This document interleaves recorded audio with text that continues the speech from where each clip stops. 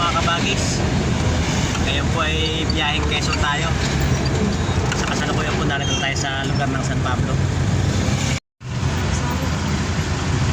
Ayan, medyo matraffic po mga kabagis. Kasabay natin ang biyaheng Bicol.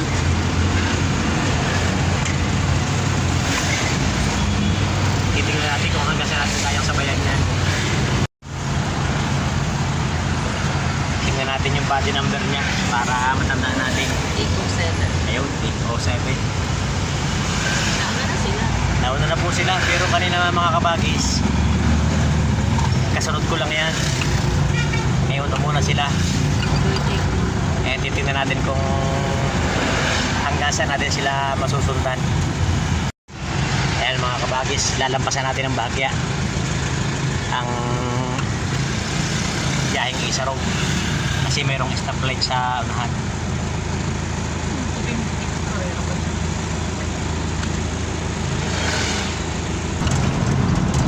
Medyo naiwan po natin mga kabagis ang biyaheng Bicol.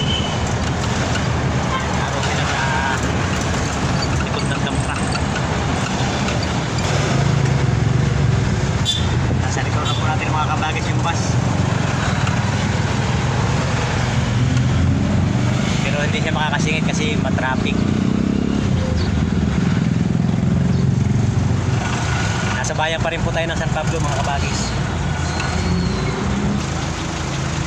Ayun po, nasa huli pa rin natin yung 807. Sigurado ako pagka nakalampas tayo ng bayan ng San Pablo, iiwan tayo niyan. Pero yan po mga kabagis, titigil sa kainan. Doon naman natin sila babawian. Dahil tayo hindi naman kakain. Iiwan natin sila sa lugar na kung saan sila kakain. Ayan, nakalusutan po tayo dun sa huling stoplight. Dito naman tayo sa anong ulong barangay na ito. Kalimutan ko na. Pasensya na po. Kalimutan ko yung barangay ng San Pablo. Medyo may traffic pa rin po rito.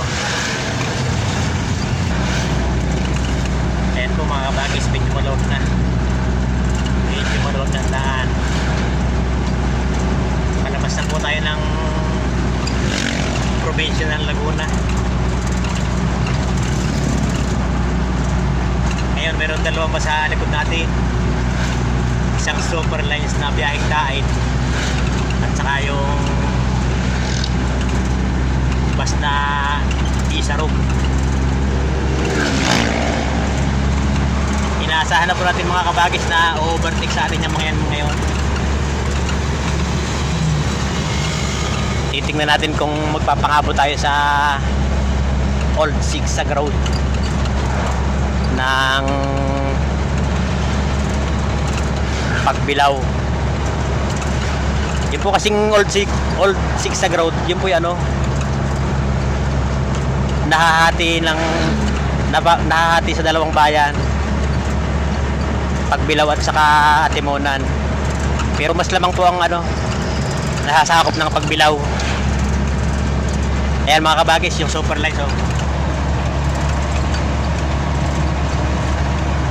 Gusto na umuna sa atin, pagbigyan natin para maginhawahan siya. Yan. Tayo po naman ay takbong pogi lang, hindi naman tayo humahataw.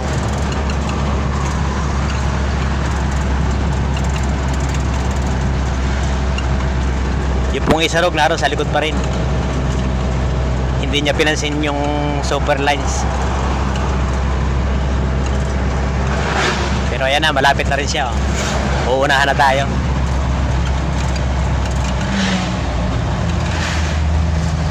Overtake. Yun lang, medyo hindi makakalampas kasi may nakaparada. Hindi yan, sa loob lang ba yan? Yan na. Kakanan po tayo mga kabagis para pagbigyan sila. Ayan. Tayo sa kanan. Uuna na yung mga sa atin.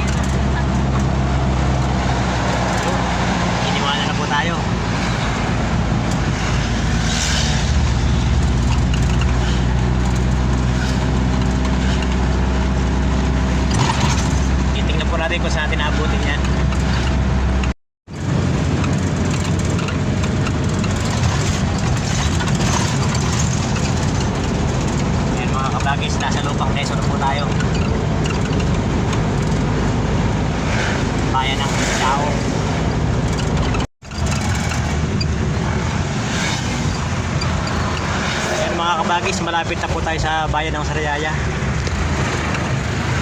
Yung Isarog Lines kumain doon sa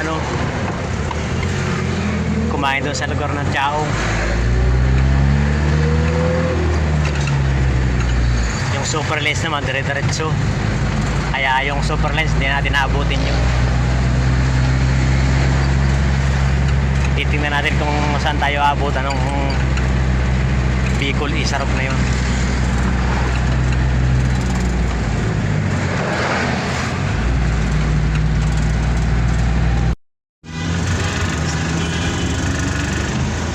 Kabagis, nasa bayan na po tayo ng Sariaya. Medyo matraffic. Tapos galing tayo sa napakainit na panahon. Dito biglang umahon, no?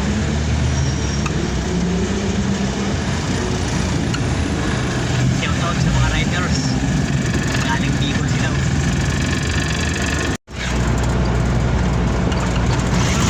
Mga kabagis, nasa Lucena na po tayo. Mainit pa rin yung sikat ng araw. Doon lang sa Sariaya medyo pumapatak ang ambon. Maliwalas po ang langit, oh. Wala pa rin yung bus na ating kinakarera kanina. Kumakain pa sila. Ang tatabayan po natin kung saan tayo lalampasan ng Bicol Isarog na yun.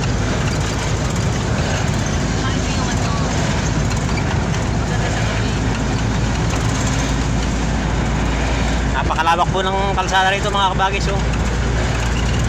3 lanes. Pero hindi pa po ito yung tapat ng bayan ng Lucena. Nandiyan pa sa unahan.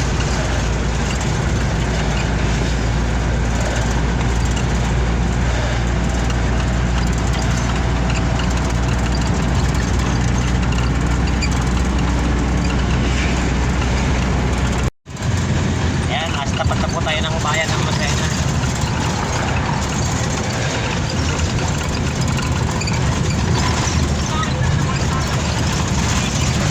Kalsada rito mga kabagis, bagong gawa yan.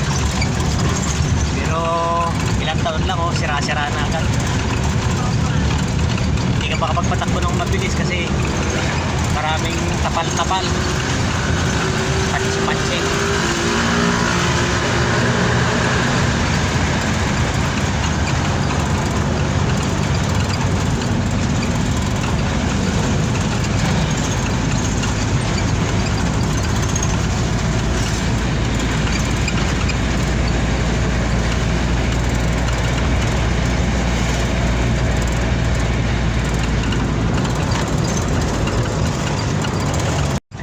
Kabagis, malapit na po tayong umakyat ng Zigzag Road.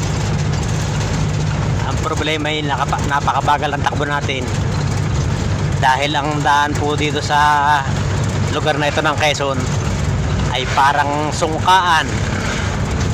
Shout out po sa DPWH ng Quezon. Quezon 2nd District. Ayan po, tren nyo.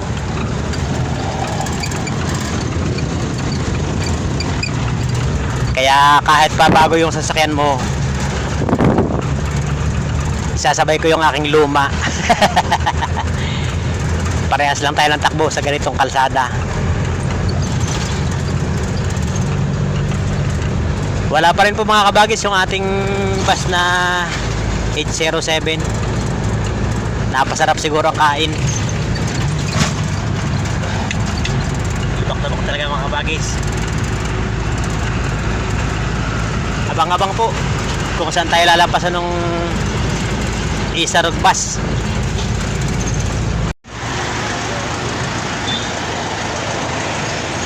Ay mga kabagis, tayo po muna yung magkakape.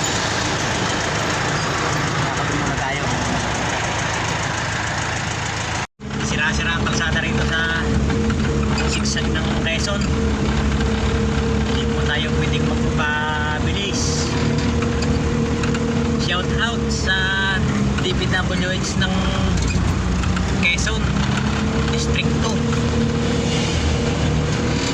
Siguro hindi sila dito dumadaan.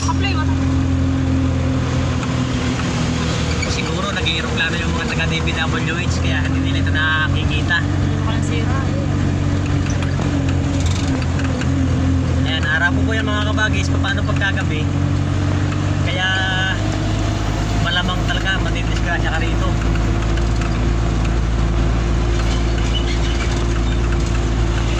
Pahon, palusong, maraming lubak.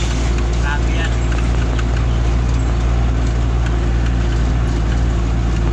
Nagbabayad naman tayo ng buwis, bakit ganyan?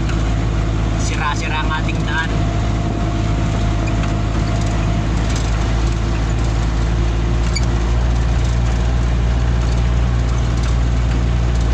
Ayun, abang-abang po mga kabagis at tsatsakayin natin ang sira-sirang daan sa Sigsag Road. May naman niya sa loob. May naman niya sa loob.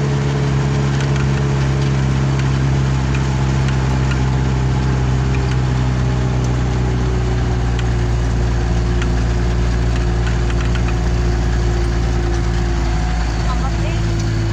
Kuya, taalo ka na. Buhay.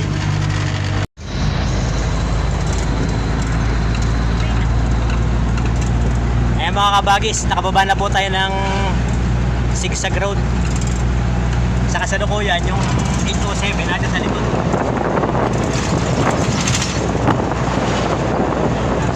Sa likod, malayo pa. Dito na po nila tayo nabutan. Samantalang iniiwan natin sila sa Tiaong.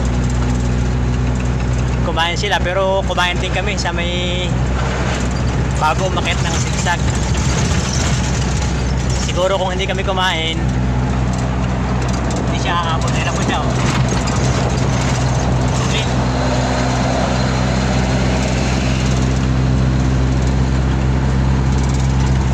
Pagka po ganyan nakakain ng mga kabagis, hindi natin naabutin yan. Busog na ang driver. Patuloy na yan magpatakbo. Saka bali wala po sa mga yan ang lubak kasi airbag naman ang gamit ng mga yan. Hindi katulad natin timulye. Ayan, hanggang sa muli po mga kabagis at maraming salamat. Muli po hanggang dito na lamang ang vlog ng inyong abang lingkod, Tatay Nitox Moto. Magandang araw po sa lahat. Shout out sa lahat ng nanonood at saka sa mga manonood pa, sa lahat ng subscriber. Shout out po sa inyo, hindi ko na kayo may isa-isa.